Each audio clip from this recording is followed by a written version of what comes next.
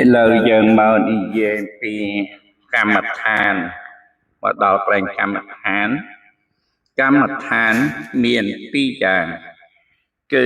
សមថកម្មដ្ឋាននិងវិបស្សនាកម្មដ្ឋានសមណកម្មដ្ឋានលោកឲ្យន័យស្មើគ្នានឹងពាក្យថាសមាធិកម្មដ្ឋានដែរសមថកម្មដ្ឋានចែកជាពីរបទគឺសមថៈនិងកម្មដ្ឋាន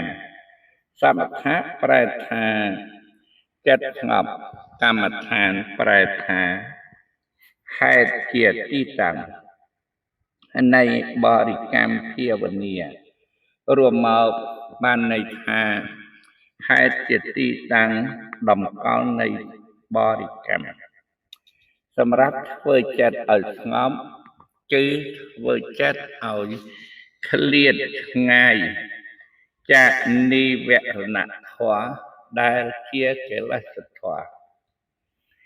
និវរណធម៌មានន័យថាធម៌ជាកើតរឿងរារាំងមិនឲ្យកើតប្រាជ្ញាក្នុងការចម្រើនវិបស្សនាឬធម៌ដែលរារាំងផ្លូវចិត្តមិនឲ្យកើតសមាធិចិត្តមាន5យ៉ាងគឺ5យ៉ាងគឺ1កាមច្ឆន្ទៈសេចក្តីប្រាថ្នាក្នុងកិលេសកម្មគឺវត្ថុកម្ម2ជាបាតៈសេចក្តីគុំនំអាឃាត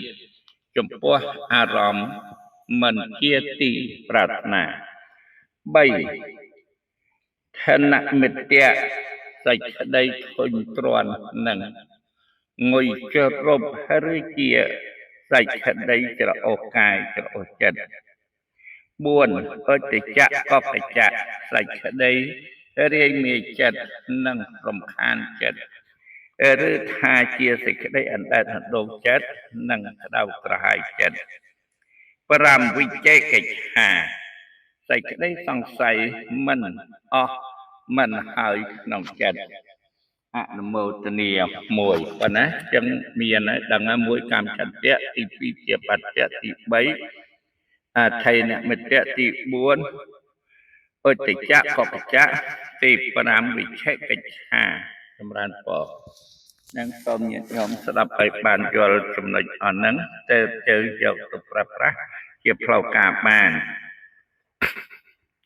បើជាការប្រើប្រាស់ជាផ្លូវការបានវិឆេកិច្ឆាសេចក្តីសង្ស័យមិនចេះចប់មិនចេះហើយ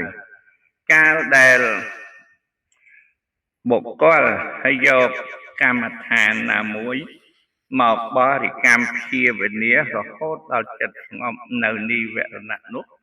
លោកហៅថាសមថអនុមោទនា